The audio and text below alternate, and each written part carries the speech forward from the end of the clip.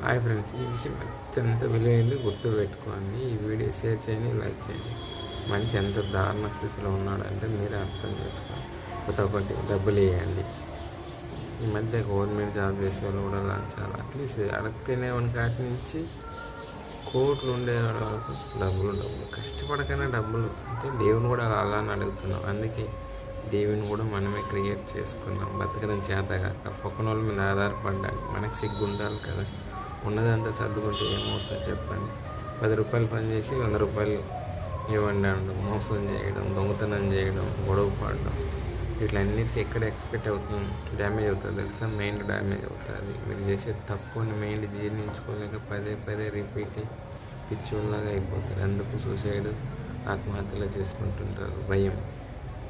First ఆలోచించండి. మోసం చేసేటప్పుడు ఎందుకు మనం దేనికోసం చేయాలి? ఉన్నదానికోసం సరిపోతుంది.